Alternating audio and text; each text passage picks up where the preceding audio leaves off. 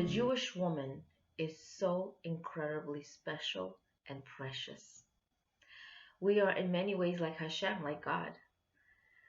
Many of what we do is not seen, yet it's so important, it's so paramount to human survival. Our kids need us, our families need us, in order for us to do our part to sustain the world. There's an interesting question that comes up in Parshat Bamidbar.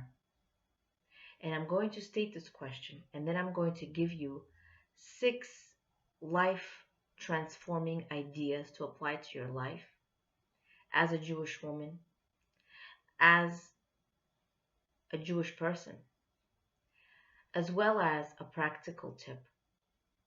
And the question that comes up is, if in Parshat Bamidbar, Hashem counted the Jewish people, why weren't the women counted also? It says the men were counted. As we know, Hashem instructed Moshe to count all the males ages 20 and older, each man by name according to his tribe. Later, the Levi tribe was counted, but it was for separate counting for different reasons. Rashi states, the commentary Rashi states, that just as a person counts something that is precious to them over and over again, so too Hashem counts the Jewish nation because they are so precious. Excuse me. So, back to our question. Why weren't the women counted? Aren't they precious? Aren't they special? And the answer that we receive is that the counting was done after the sin of the golden calf.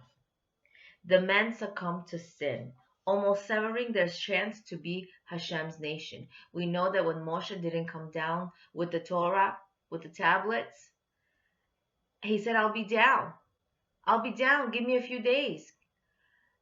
And they miscounted the number of days, and they thought he's not going to come. And what happened was they decided to make a golden calf. And we know that this is a sin, to make an idol. Jewish people don't have idols. We don't idolize anything. We just have one God. And so the men succumbed to sin. After Moshe's prayers touched Shamayim, touched the heavens, he actually did come back, and he had to bring another set of tablets. And he had to pray to Hashem for the benefit of the Jewish people. Please save them. Don't sever your relationship with them. Hashem restored the relationship after Moshe prayed on our behalf, although it was dulled by the damaging incident. Hashem then recounted the nation again. This showed that each Jew is precious and close to him, and each Jew has a special task to fulfill as part of his holy nation. The women did not sin. They remained close to Hashem. Their relationship remained whole and complete. Therefore, the women did not need to take part of the recount. So Rabbi Shalom Schwaldron quotes a Chazal, and he says, when Bnei Israel do the will of Hashem, they are called banim, sons. When the Jewish people do the will of Hashem, they are called sons. But when they do the will, when they don't do the will of Hashem, they are called servants. Now that seems pretty strange, because doing the will of Hashem means the following: a servant must do the will of the king, or he will be killed. And so why would they be called a servant if they don't do the will of the king, right? But we learn that doing the will of Hashem means not just doing the mitzvah, but fulfilling it in an extra beautiful way. And look at it as an example where you hire your daughter to babysit her younger siblings, and you have to be out running an errand for an hour or two. And you come back, not only did she babysit, which means she did her job, meaning she's a servant, right? Pretending that she's a servant. She did the job that she was supposed to do. but she also cleaned up, and she also fed everyone, and she also made the house look sparkly. She went out of her way. Now that's a daughter. Doing a mitzvah in an extra beautiful way. That's a daughter. So we want to be daughters of Hashem. We don't want to just be servants. After the sin of the golden calf, the people were granted forgiveness. The men were granted forgiveness, but their status still remained that of servants. When the nation came out of Egypt, they were close to Hashem and observed the commandments with love, going beyond the simple actions, right? They became sons and daughters. Hashem counted the men to remind them of their importance, so they could raise themselves back to the status of sons. Being a son, doing a mitzvah in a beautiful way, being a daughter, going above and beyond the black and white laws of how you're supposed to do a mitzvah, right? In other words, when you give tzedakah, you don't just, here you go, here's $100. No. Hi, thank you for asking me. Thank you for the opportunity. Here's some money, not showing it off. Have a beautiful day. Already the person asking for tzedakah already feels humiliated, ashamed, embarrassed. So much more so. Listen to their blessing. They're going to bless you. Even the non-Jewish people, Jewish people, whoever you give tzedakah to, charity to, they're going to bless you. They're going to say, thank you so much. May you have a blessed day. May God protect you. They're going to say something. Look at them, smile, and say thank you. That means, obviously, they are doing so much more for you than you're doing for them, no matter how much money you gave. But here, when we give tzedakah, we feel entitled. We feel like, oh, they owe me now. Nobody owes us anything. We are privileged not to be on their side of the room, on their side of the street. We're privileged not to be in their shoes, and they're giving us a blessing. They're giving us more than we can ever give them. So that is really, truly very, very important. So the women never really lost sight of this goal, and this perhaps is our mission as women, to fulfill each mitzvah with love and care, like a beloved daughter or wife. We can infuse our homes with the joy of following the Torah and uplift our families to become the cherished children of Hashem, right? We want to teach our children to do the mitzvot in a beautiful way, not just do it by rote. And now I want to share with you 6 life-changing ideas that Rebbetzin Esther Biela-Schwartz shares with us in her talks regarding how to truly be that daughter of Hashem. How do I live my life in order for me to really exemplify to be a true daughter of Hashem? So here is point number 1. If things would have turned out exactly the way I would have wanted, then it would have been the worst thing in the world. Now I'm going to explain this. We have a lot of plans, and it's good to have goals and plans, and it's good to envision your life, and Hashem will help you along the way. However, when things have already been settled and done and happened, it's not healthy, and it's not living truly by regretting what has happened, by feeling as though it shouldn't have happened, because Hashem knows best. If it didn't happen, then it's the best thing in the world. And if it would have happened my way, it would have been the worst thing in the world. So this really gives us a perspective it's full of serenity, calmness, no matter what you're going through, because no matter what has happened, it was meant to happen. And giving that thought gives us a lot of serenity and tranquility. Okay, number 2. If I'm going to be happy when I see everything was just right when I'm in the next world, why wait? I can be happy now. In other words, when we reach 120 years, when we leave this world, remember, this world is a hallway. It's not the real world. The real world is the next world. When we leave this world, that's eternity. That's the real world. That's the juice. Right now, we have to squeeze and squeeze and squeeze and squeeze and push ourselves and try really, really, really very hard. So this is not the real world. It looks real, it feels real, it's not real. It's temporary. The real world is the next world, it's for eternity.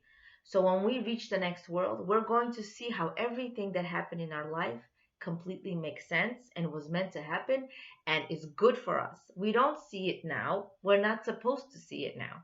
So let's stop trying to crack our heads and really trying to really understand. We're not meant to understand this world. We're not capable of doing it. We don't have that perspective. So we are supposed to see the world as it is and make the best out of it and use the tools that we have to fulfill our mission in this world. So when I reach the next world, all of us, after 120 years, we're going to see how everything totally makes sense and was good for us. And we'll be happy. Why wait? I can be happy now. I can live my life happily now. Yes, we're trying our best. We're doing the best we can, putting one foot in front of the other, and really doing the best we can with our circumstances and being a true daughter of Hashem.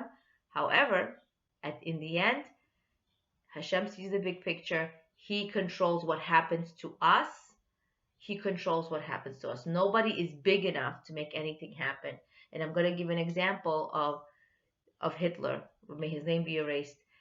Nobody can say Hitler killed the Jews. Yes, he did kill the Jews. He was the messenger.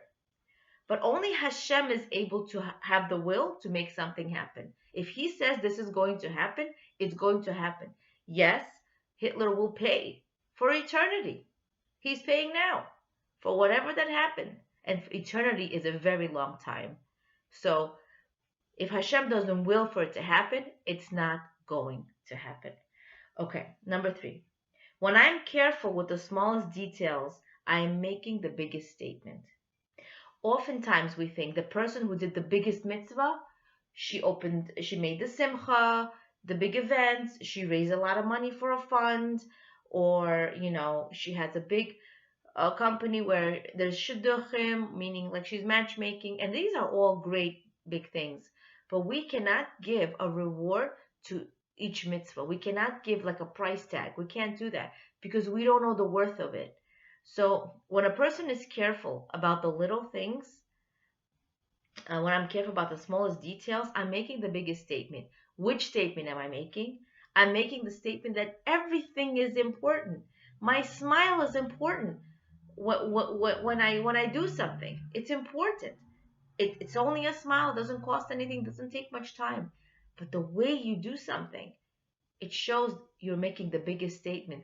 And one of the other biggest statements is that a person is holy when they do things when nobody's looking, when nobody sees it. The way they act in the privacy of their own home, that's true holiness. And that's a level we should all strive to reach, that I can do small little things and elevate them. And that's the holiness of a person. That's the statement I'm making, that this too is important. Okay. Number 4. The way I do the little things in life flavors everything else that I do in my life. So what does this mean? So imagine that there is a certain event and there's a few people who are trying to make this event happen. One is making sure the seating is going to be taken care of. One is making sure the decorations. One is making sure the catering is taken care of. And everybody has a position, right? Except what happened was the catering arrived and people noticed that, the food wasn't so flavorful. And here you come in, you bring a salt, which is worth probably $1, and you just put a little bit of salt here in the soup and in that salad. How much more delicious does everything taste with salt? A little bit of salt. It doesn't cost much.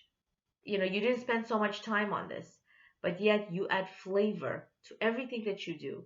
So when you do something right, when you do mitzvot the right way, the way it's supposed to happen, and with a smile, even the little things, it gives flavor to everything that you do. The way you act at work, the way you act at home, the way you act towards yourself, the way you see yourself and others. So it brings flavor to all the areas of your life. Okay. Number 5. Most of my life is stuff. What is stuff? Laundry, cooking, cleaning, right? What does a woman usually do? May I turn all the stuff and use it in a magnificent way to unlock the treasure chests in heaven and benefit the whole world. So back to the feminist movement, when women were seen, oh, don't you have enough brains? You have brains. Why are you just cooking and cleaning and doing laundry and doing all those boring, mundane things? You have brains. Well, many years down the road, the women who actually led the feminist movement, one or two of the women said, you know what? I wasted my life. I wasted my life. And I actually carried the life of so many women who followed in the light in the movement of the women's right movement. And you know what? Yes, they became famous for leading the right movement, but you know what? People who are in Hollywood, they're famous one day and they become old news the next day. It's only a matter of time. And that's not living a life that's really quality. That's living the truth. We are women. We have beautiful lives made full of stuff. So I'm going to continue with it. Most of my life is stuff. May I turn all the stuff and use it in a magnificent way to unlock the treasure chests in heaven and benefit the whole world. So most of the time, what do? We cook, we clean, we do laundry, right? We shop, we bring it home, we put it on the shelves, we cook, we make a mess, we clean up, do it again and do it again and do it again. And for those of us who have families where the kids want another dinner, like they didn't like what mommy cooked, it happens. And it's just a cycle. And it's like when you sit for the meal, it's like 10-15 minutes and you have to do the whole thing over again, repeat, the 3 hour, procedure again. And you know what? Most of life is about stuff. What do I mean by stuff? Doing the mundane things, the repetitive, tedious, seemingly boring things. So what do we want to do? We want to elevate these things. We want to say, you know what? We are happily doing this. We are so happy to be daughters of Hashem. This is our role. We were created to do this. Of course, I'm not minimizing if you have work, if you are, also contributing to the livelihood in the house and having a profession. But the main job of a woman is to run her home. And may everybody listening, if you have family who's not running a home yet, may you be zoche, may you merit to run it. B'ezrat Hashem, may you marry the right one to run it, to have a home, a family. And this is the role of a woman. And I just want to go back to that woman really regretted what she said, because this is the role of us women, no matter what. Okay. So when we do mitzvot, when we do our job as women in a beautiful way, we benefit the whole world. The brachot, the blessings that Hashem just trickles down to the whole world, shines down from us women, men also, of course, but we're talking about women now, that we have this closeness to Hashem, this emunah, we have a sixth sense, a woman's intuition, a binah yetera, a Jewish woman's wisdom that's naturally much closer to Hashem. We are naturally close, while men have to work really, really hard. Not to compare, we're not better, we're just different. And we have to appreciate our role. Okay, number 6. The end does not justify the means. The end is the means, right? This is one of my favorite quotes. The end does not justify the means. What do I mean? Just because I'm finally able to create this special event doesn't mean I'm not nice to this person or that person, or, I rush this person and I make them feel like nothing, and I gossip about this person because at the end my name will be called and it's going to be my event, and thanks to me the whole thing has happened. We don't want to live our lives that way. That means the end does not justify the means. All the people that I was not nice to, they are suffering. This is what we want to remind ourselves, that when we do anything in our lives, it gives us no right to hurt anybody. Anybody. Because the end does not justify the means. The means is the way you get to your destination, to creating that special event. You cannot negate all of that. You have to take all those things into account in order to create that special event. So how do we really become true daughters of Hashem? Life here doesn't make sense. Some things that are good seem good, feel good, and a lot of stuff in life just doesn't, right? The job offer doesn't go through, or even the little things in life where we have expectations um, that are not justified, or that don't go into our don't are not in our favor. And what happens is we have to tell ourselves, Gamzu Latova. Everything is good. Even if you don't feel that it's good, even that you don't see that it's good that you tell this to yourself. And I had this week where I really didn't feel towards a certain situation that it's good. I thought my way was better. And I told Hashem, I really see this is good. But Hashem had other plans. Hashem, always has plans and the bigger picture. And He made things happen differently. And I said it to myself. I said, Gamzu Latova, everything is good. I don't have to feel it. I don't have to understand it. And thank God, things turned out better. We're looking for a house in Fresh Meadows, and a lot of offers that we wanted didn't go through, or we later saw that it's not the best choice. Thank God. One minute we thought it was, a time later it wasn't, and much better offers actually came about. And yes, we're still looking, but we do see that my original inkling or choice it was really not the best option. So may we merit to really see life as good and appreciate the insights of Parshat Bamidbar in the book called Parsha in Pink by Rebbetzin Mindy Bodner Langkry, and the life-changing quotes by Rebbetzin Esther Bela Schwartz. Leah Abramov, Being and Becoming, Awakening Awareness of Your Greatness and Potential.